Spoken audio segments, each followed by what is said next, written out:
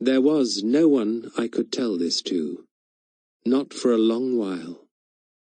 As Margaret said, I was on my own, and so I should be. Not least because I had a swathe of my past to re-evaluate, with nothing but remorse for company. And after rethinking Veronica's life and character, I would have to go back into my past and deal with Adrian, my philosopher friend who gazed on life and decided that any responsible thinking individual should have the right to reject this gift that had never been asked for, and whose noble gesture re-emphasized with each passing decade the compromise and littleness that most lives consist of. Most lives. My life. So this image of him, this living dead rebuke to me and the rest of my existence, was now overturned.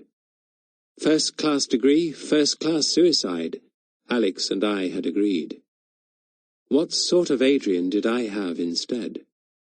One who had got his girlfriend pregnant, been unable to face the consequences, and had taken the easy way out, as they used to put it.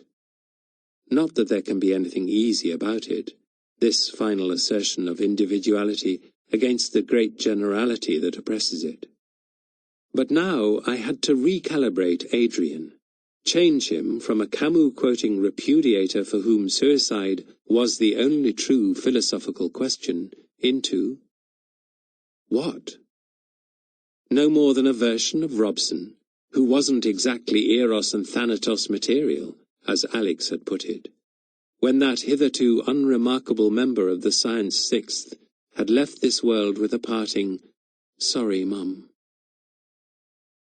At the time, the four of us had speculated on what Robson's girl must have been like, from prim virgin to clap-riddled whore. None of us had thought about the child, or the future. Now, for the first time, I wondered what had happened to Robson's girl and to their child. The mother would be about my age and quite probably still alive, while the child would be nearing 50. Did it still believe that Dad had died in an accident? Perhaps it had been sent for adoption and grew up thinking itself unwanted. But nowadays, adoptees have the right to trace their birth mothers.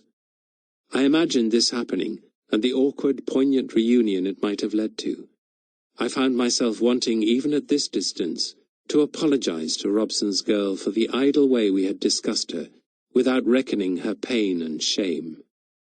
Part of me wanted to get in touch and ask her to excuse our faults of long ago, even though she had been quite unaware of them at the time. But thinking about Robson and Robson's girl was just a way of avoiding what was now the truth about Adrian. Robson had been 15, 16, still living at home with parents who no doubt weren't exactly liberals, and if his girl had been under 16, there might have been a rape charge too. So there was really no comparison.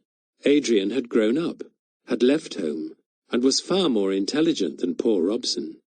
Besides, back then, if you got a girl pregnant, and if she didn't want to have an abortion, you married her. Those were the rules.